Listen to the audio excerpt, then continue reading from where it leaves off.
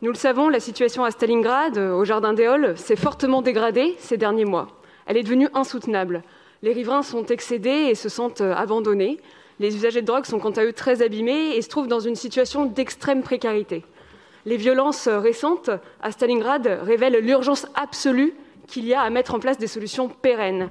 La décision d'ouvrir le Jardin des Halles pour regrouper les usagers de drogue au sein de ce parc, qui est situé dans un quartier d'habitation qui est déjà très dense et qui a déjà beaucoup souffert de cette situation, cette décision, elle est vécue comme un affront, elle est vécue comme un abandon supplémentaire, comme une solution, en somme, qui n'en a que le nom et qui ne permettra pas de résoudre le problème de fond. Nous devons impérativement sortir de la gestion de crise et assumer des politiques publiques pragmatiques sur le temps long. À travers le vœu que le groupe écologiste présente aujourd'hui, c'est une réponse globale que nous défendons. Oui, une réponse globale qui conjugue tant des mesures de santé publique que des mesures de sécurité publique.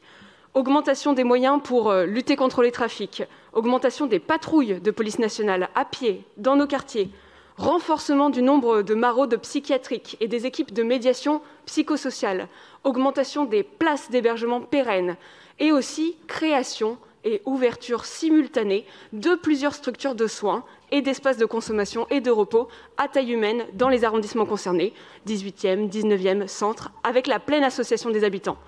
Et je parle bien d'espaces de consommation aussi, car il s'agit de la toute première porte d'entrée des usagers de drogue vers un parcours de soins. Alors oui, ces espaces de consommation, aujourd'hui, sont insuffisants en nombre. Ce sont des espaces encadrés, où il y a des professionnels de santé qui accompagnent les usagers de drogue et qui contribuent aussi à apaiser et à libérer l'espace public.